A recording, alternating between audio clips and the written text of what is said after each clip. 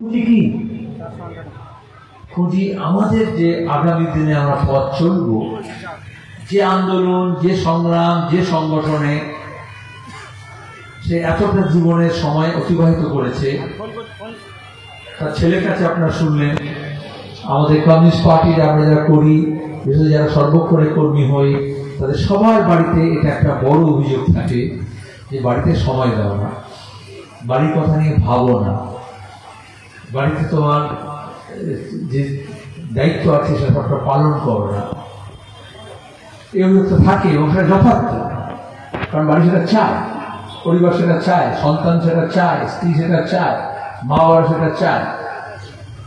কিন্তু কমিউনিস্ট পার্টিতে আসলে, আন্দোলন সংগ্রামের মধ্যে আসলে একটা ছোট পরিবারের থেকে একটা বৃহত্তর পরিবারের ভাবনা জন্মায়। আজকে এই যে আমরা স্মরণ করছি, শুধু তার পরিবার স্মরণ করছে, শুধু তার জ্ঞাতি গোষ্ঠীরা করছে। শুনলেন আপনারা সবাই এসছেন, দূর দূরান্ত থেকে এসছেন। কিসের মনে এসছেন? কারণ একই রকমের স্বপ্ন দেখতাম আমরা। কি সেই স্বপ্ন?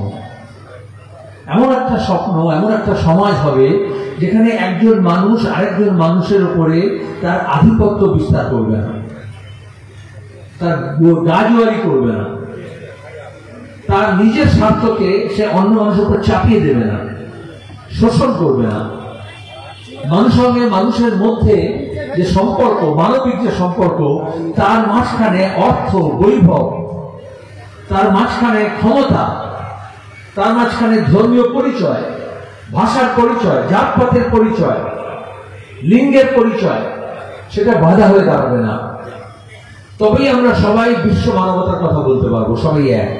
আমরা আলাদা দেশে বাস করি, আমরা কেউ কেউ আলাদা ধর্ম বিশ্বাসের পরিবারে জন্মগ্রহণ করেছি। এই আমাদের একটা দেশে কত রকমের ভাষা আছে, কিন্তু সবশেষে আমরা ভারতবাসী, সবশেষে আমরা মানুষ। তাহলে কমিউনিস্ট পার্টির দর্শনের প্রথম কথা হচ্ছে মানুষকে মানুষ হিসেবে গ্রহণ করা। অথচ আমরা যে সমাজে এসে পড়েছি, যে সময়টা এসে পড়েছি, সেখানে দেখা হয় এই বিজ্ঞাপনে দেয় না, দেখবেন আগের টেলিভিশনে, আপনার বাড়ি আপনার পরিচয়। এখন বলছে আপনার ধর্ম আপনার পরিচয়। আবার একই ধর্ম হলে হবে না, কে জগন্নাথ মন্দিরের পক্ষে, কে রাম মন্দিরের পক্ষে, সেই নিয়ে ভাগ হবে। আবার জগন্নাথ মন্দির হলে হবে না, কে দীঘার জগন্নাথ মন্দিরের পক্ষে, কে পুরীর জগন্নাথের মন্দিরের পক্ষে। এটা হচ্ছে ভাগাভাগি। ভাগটা শুধুমাত্র মন্দির মসজিদের নামে নয়। এই যে এখন যা হচ্ছে, পরিযায়ী শ্রমিক অন্য রাজ্যে গিয়েছে, কাজ করছে, সে বাংলা বলে, সুতরাং সে দেশের নাগরিক নয়। এখানেই আমাদের শুনতে হয়েছে। গত বিধানসভা নির্বাচনের সময় ওই বিজয়বাড়ি এসেছিল বিজেপির, বলে আমার বাড়িতে কিছু মিস্ত্রি কাজ করতে এসছে, মধ্যপ্রদেশের লোক, ইন্দোরের। দুপুরে দেখলাম ওরা চিড়ে খাচ্ছে না, মুড়ি খাচ্ছে। আমি জানি ওটা ঠিক বাংলাদেশি। তার মানে খাদ্য দেখে, খোরাক দেখে সে চিনছে। ওই যে আমিষ নিরামিষ, কে ছোট খায়, কে বড় খায়, কে গরু খায়, কে ছাগল খায়, কে আমিষ, কে নিরামিষ, কে মাছ খায়, কে খায় না। পোশাকের ক্ষেত্রে কে পাজামা পরে, কে লুঙ্গি পরে, কে ধুতি পরে। দিলীপ ঘোষ বলেছিল না, লুঙ্গি পরে 2 কোটি মানুষকে তাড়িয়ে দেবো। তাহলে কোনটা পরিচয় মানুষের? এখন যখন কাইসুল নেই, তাকে যখন আমরা স্মরণ করছি, আমরা কি স্মরণ করছি? সে কি পড়তো? সে কতটা বৈভব নিয়ে থাকতো? কতটা ঐশ্বর্য প্রদর্শন করত? অথচ এই যারা করে, ধর্ম জাত পাতের নামে ভাগ করে, যারা শোষণ করে, দেখবেন যদি বড় নেতা হয়, তাহলে একেবারে কুকুরের গলায় যেরকম লোহার চেইন থাকে, বাকলাস থাকে, ওইরকম এখন ওরকম সোনার চেইন থাকবে গলার মধ্যে, হাতে একটা বড় সোনার একটা বাকলাস থাকবে। পুলিশ দেখে মনে করবে ওই বাপরে, একে সেলাম করতে হবে।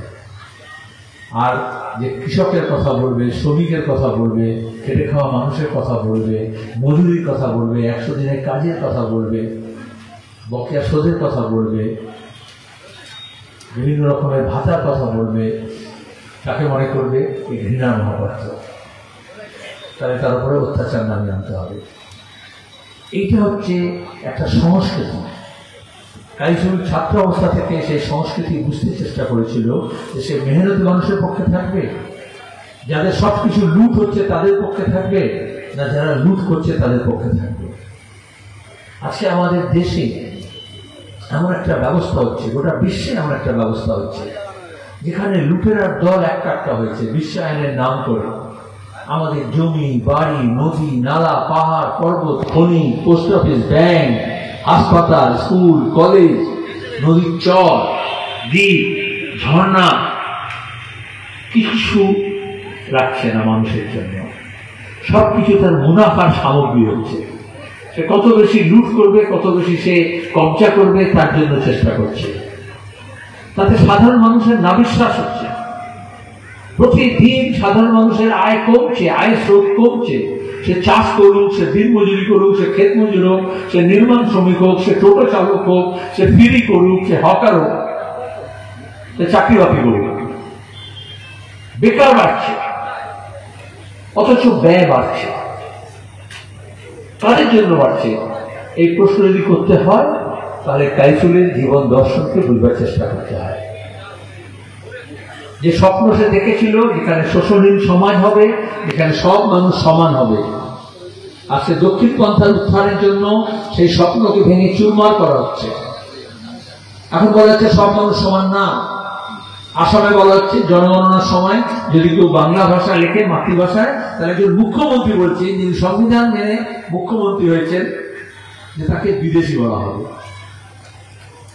সে হরিহরপাড়ার হোক, হরিরামপুরের হোক, আর হরিশ্চন্দ্রপুরের হোক, সে হিন্দু হোক বা মুসলমান হোক, সে মতুয়া হোক বা রাজবংশী হোক, সে আদিবাসী হোক বা তপশিলি হোক, সে যদি নির্মাণ শ্রমিক হয়, সে যদি মিস্ত্রিগিরি করে কাজ চালায়, সে যদি খেটে খায়, সে তো আর বড় বড় গেটেড কমিউনিটি ফ্ল্যাটে থাকে না।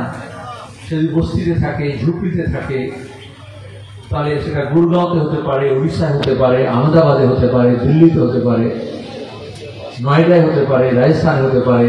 বুলডোজার দিয়ে তার ঘর ভেঙে দেওয়া হচ্ছে। আচ্ছা, কেন ভাঙতে পারছে? কারণ তার আগে এই মানুষকে ভাগ করেছে ধর্মের নামে, মন্দির মসজিদের নামে, হিন্দু মুসলমানের নামে, ভাষার নামে, খোরাকের নামে, পোশাকের নামে। এই জন্যই কাইসুল হোক বা ভুবন হোক, তার রাজনৈতিক দর্শনের প্রথম কথা হচ্ছে যে এই বিভাজনকে রুখতে হবে। যত ভাগ হবে তত বেশি যে প্রান্তিক মানুষ, যে দুর্বল মানুষ, তার উপর আঘাত বেশি করে নামবে। সে মুসলমান হতে পারে, সে আদিবাসী হতে পারে, সে মহিলা হতে পারে, সবচেয়ে বেশি তার নিরাপত্তা বিঘ্নিত হবে। আর এই জন্য রাজনীতি মানে তুমি কার কথা বলবে, কার কাছে যাবে, কার কথা বলবে, কার জন্য কাজ করবে, কার স্বার্থ দেখবে। লাল ঝান্ডা মানে হচ্ছে কাইসুল ওয়াহাবরা সিপিএমকে বেছে নিয়েছিল কারণ সে খেটে খাওয়া মানুষের কথা বলবে। আমাদের কাছে ভাগটা হচ্ছে দুটো, একটা লুটে খাওয়া, একটা খেটে খাওয়া। এই যে ধর্মঘট করলাম আমরা, কেন করলাম? কারণ ক্রমাগত আজকে ভারতের সরকার হোক বা রাজ্যের সরকার হোক, তারা এই খেটে খাওয়া মানুষকে খুঁটে খাওয়া মানুষে নিয়ে যাচ্ছে, যাতে খুঁটে খেতে হয়। তাহলে সে আর মানুষ থাকবে না, পশু জীবনে নিয়ে যেতে হবে। তাহলে তার আবাস যোজনায় ঘর থাকবে না, তার রাস্তাঘাট ঠিক হবে না, তার ছেলে মেয়েদের জন্য স্কুল থাকবে না, সেখানে শিক্ষক থাকবে না। আর যখন সে একটা যদি বলে যে না আমার শিক্ষা চাই, আমার ছেলে মেয়েদের শিক্ষা চাই, স্কুল চাই, কলেজ চাই, হাসপাতাল চাই, তখন তারাই আবার এই লুটে খাওয়া মানুষের দল এমন একটা রাজনৈতিক ব্যবস্থা করবে, তাদের মধ্যে কেউ ভাড়া করা লোক এ দল থেকে ও দলে গিয়ে বলবে মাদ্রাসা আলাদা, স্কুল আলাদা, হিন্দু আলাদা, মুসলমান আলাদা। সুতরাং যদি লড়াই করতে হয়, মাদ্রাসার সঙ্গে স্কুলের লড়াই হোক, মাদ্রাসা এবং স্কুল বাঁচানোর লড়াই না হয়। হিন্দু এবং মুসলমানের মধ্যে লড়াই হোক, হিন্দু মুসলমান মিলে শিক্ষার জন্য লড়াই না হয়। লড়াই তো করতে হবে। মানব সভ্যতার ইতিহাসে একেবারে প্রাচীন কাল থেকে মানুষকে বেঁচে থাকার লড়াই করতে হয়েছে, কিন্তু সে লড়াই কি সে ব্যক্তিগতভাবে লড়বে, না সে সংঘবদ্ধভাবে লড়বে? কমিউনিস্ট পার্টি মানে, লাল ঝান্ডা মানে, এই যে শুনলেন কাইসুল পার্টি মেম্বার হলো, ছাত্র আন্দোলন করলো, যুব আন্দোলন করলো, কৃষক আন্দোলন করলো, তারপরে দাঁড়িয়ে এরিয়া কমিটির যে জোনাল কমিটির সেক্রেটারি হলো, তার মানে একাকি আমরা কিছু করতে পারি না, আরো কাছাকাছি আসতে হয়, ঐক্যবদ্ধ হতে হয়। এই জন্যই আমরা ঐক্যের কথা বলি। এটা হিন্দুর পক্ষে বা মুসলমানের বিরুদ্ধে বা মুসলমানের পক্ষে হিন্দুর বিরুদ্ধে না। যারা ভাগ করে তারা দেখায়, ও তুমি মুসলমানদের তুষ্টিকরণ করছো, ও তুমি তপশিলি জাতির কথা বলছো, ও তুমি আদিবাসীর কথা বলছো, ও তুমি হিন্দু বিদ্বেষী, ও তুমি মুসলমান বিদ্বেষী। আসলে তাদের স্বার্থহানি হয় যে জাত পাত ধর্ম বর্ণ ভাষা নির্বিশেষে সবাই যদি একটা হয়। আর আমরা জানি এই ট্রাম্প মোদী মমতা মিলে আদানি আম্বানিদের মতো ইলন মাস্কের মতো লোকেদের স্বার্থের জন্য এমন ব্যবস্থা গড়ে তুলছেন যে একাকী মানুষ বাঁচতে পারবে না।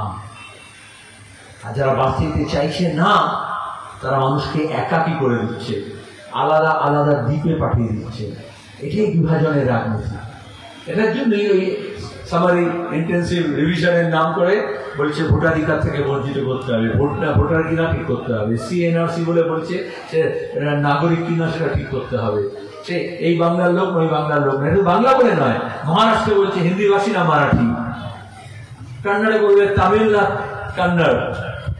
তাহলে আমাদের যে নানা ভাষা নানা মত নানা পরিধান বিবিধের মাঝে দেখো মিলন মহান, যেটা আমাদের ভারতের যে আত্মা স্পিরিট, সেটা একটা হওয়ার জন্য, যুক্তরাষ্ট্র কাঠামো থাকার জন্য, গণতান্ত্রিক ব্যবস্থার জন্য, জনপক্ষ নীতির জন্য, সেইটাকে ভেঙে চুরমার করা হচ্ছে।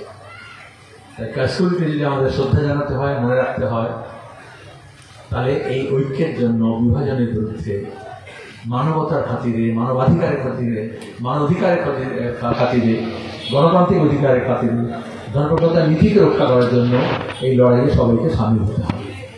আজ হোক বা কাল হোক, আমরা ভাগ করে খুব বেশি দিন বাঁচতে পারবো না। তৃতীয়ত, সবচেয়ে প্রান্তিক মানুষের যে অধিকার, তার রুজির অধিকার, সেটা নিয়ে লড়াই হবে। একজন কৃষক আর একজন কৃষক, তার ধর্ম ভাষা আলাদা হতে পারে, কিন্তু সারের দাম নিয়ে প্রশ্ন হোক, সেচ নিয়ে হোক, বন্যা নিয়ে হোক, নদী ভাঙন নিয়ে হোক, ফসলের দাম নিয়ে হোক, জমির অধিকার নিয়ে হোক, তার তো লড়াইটা এক। যখন উচ্ছেদ হচ্ছে, আসামে দাঁড়িয়ে বুলডোজার দিয়ে আদানিকে জমি দিয়ে দেবে বলে একেবারে হাজার হাজার মানুষকে বেঘর করে দিচ্ছে। আপনি বলবেন ওটা তো অসমিয়া, আর না হলে বাঙালি, নাহলে মুসলমান। তাহলে এই অসমিয়া, বাঙালি, মুসলমান এই পরিচয় তারা দিচ্ছে যারা ঘরটা ভাঙছে। আর যারা মানুষের ঘর ভাঙবে কেন, তা বিকল্প না দিয়ে, তুমি পুনর্বাসন না দিয়ে উচ্ছেদ করতে পারবে না, এটা যারা বলবে, তারা এই ভাষার নামে ধর্মের নামে ভাগ করবে না। তাহলে দেউচা পাশাপাশি যখন অভিষেক ব্যানার্জি বেনামে পাথরে খাদান করবে বলে, আর মমতা ব্যানার্জি কয়লা খনির নাম করে যখন দুর্নীতি করবে, 22,000 মানুষকে যখন উচ্ছেদ করবে, জঙ্গল সাফ করবে, তা আপনি বলবেন ওটা তো আদিবাসীদের ব্যাপার, ওটা আমাদের না।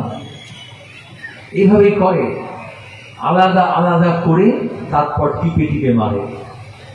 বেঁচে থাকার জন্য মন্ত্র হচ্ছে এই আলাদা আলাদা জায়গা থেকে এক দাদা হতে হবে, একসঙ্গে হতে হবে।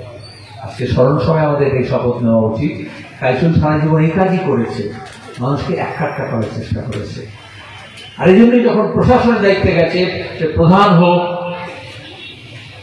প্রশাসনের দায়িত্ব যখন নিয়েছে, তখন সে এই মানুষ যাতে একসঙ্গে থাকে, সাম্প্রদায়িক শক্তি যাতে বিভাজন না করে, উন্নয়নটা যাতে গ্রামে আসে, জেলায় আসে, এলাকায় আসে, সেই চেষ্টা করেছে। যারা আলাদা আলাদা করে তারা আসলে ব্যক্তি হিসেবে দেখে।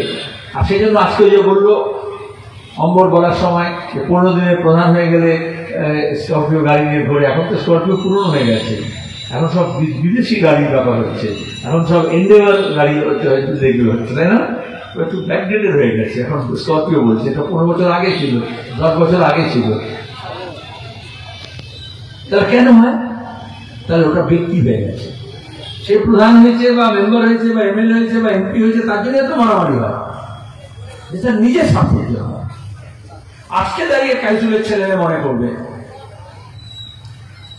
যে কার জন্য বেঁচেছিল, কেন আজকে এত মানুষ স্মরণ করছে। অসংখ্য মানুষ জন্মায় এবং মারা যায় প্রতিদিন। কিন্তু এই যে বৃহত্তর সমাজের মধ্যে, বৃহত্তর পরিবারের মধ্যে মানুষকে মানুষ হিসেবে গলায় আলিঙ্গন করা, কাছাকাছি যাওয়া, ঠিকই রাজনৈতিক মত আলাদা থাকবে, পথও আলাদা থাকবে, ধর্ম বিশ্বাসও আলাদা থাকবে, উপাসনার পদ্ধতিও আলাদা থাকবে, উপাসনার গৃহ আলাদা থাকবে, কিন্তু এটাকে মেনে নিতে হবে। আচ্ছা, যখন একটা স্যালাড খাই আমরা, যখন তাতে শশা থাকে, গাজর থাকে, শীতকালে মূলো থাকে, লেবু থাকে, থাকে না, কেউ কিছু পাতা দেয়, টমেটো দেয়, ওরা কখনো দেখবেন ওরা জানেও সবকে গিলে খাবো আমরা, কিন্তু নিজের মধ্যে মারামারি করে না, সহাবস্থান থাকে। এইটা হচ্ছে আমাদের দেশের যে চরিত্র। এখানে বুঝতে হবে আলাদা আলাদা রং, আলাদা আলাদা ঢং, আলাদা আলাদা মত, এগুলো থাকবে, এটা গণতান্ত্রিক বোধ। আবার যখন পালক পনির করেন, তখন একটা মিক্সিতে দিয়ে ধনে পাতা, কাঁচা লঙ্কা, পালং শাক সব দিয়ে একটা মিক্স করে হয় না, তাহলে ওই আলাদা আলাদা অস্তিত্ব থাকে না। তাহলে বিজেপি, আরএসএস, সংঘ পরিবার যে রাজনীতি করছে, তারা আসলে একটা মিক্সির মধ্যে ঢুকিয়ে দিতে চাইছে সবাইকে এবং ঘুরপাক খাওয়াচ্ছে, ধর্মের নামে বলছে না, কখনো বলছে জয় শ্রীরাম, আবার সে রামের জন্য ভক্তি নেই, এখন এসে বলছে মোদী জয় মা কালী দুর্গা, তাই তো। আবার হরিদ্বারে যখন যাবেন বলবেন জয় জয় শিব শঙ্কর।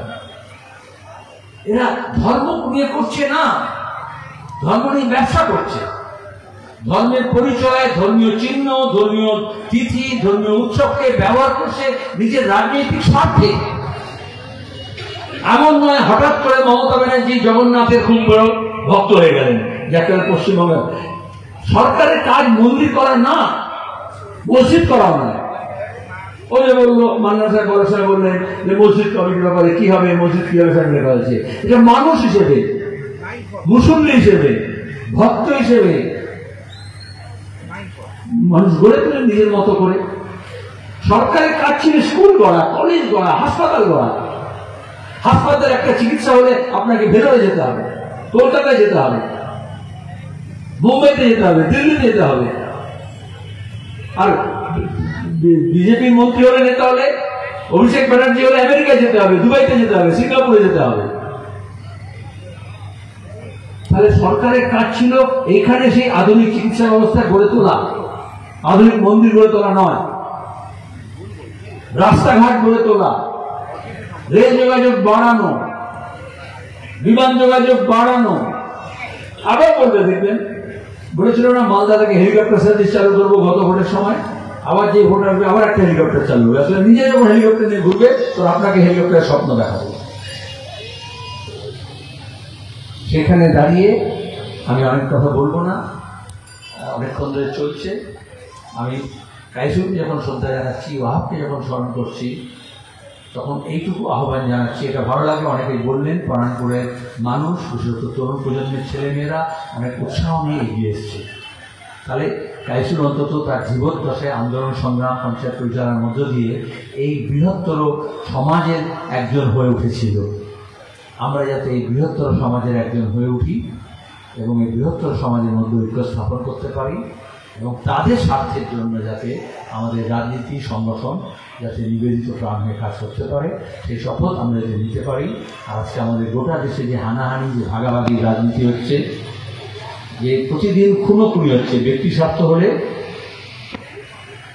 মান্নান এসে কাইসুর সম্পর্কে বলতো না। রাজনীতির মত আলাদা ছিল, দল আলাদা ছিল।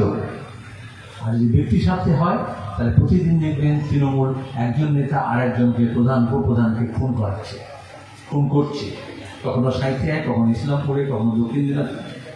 প্রতিদিন এই খুনোখুনি হানাহানি হচ্ছে। তাহলে আমরা যদি শান্তি চাই, আমাদের ঐক্য তৈরি করতে হবে। ঐক্য যদি করতে পারি তাহলে আমরা উন্নয়নের জন্য একসঙ্গে লড়তে পারি। ধন্যবাদ।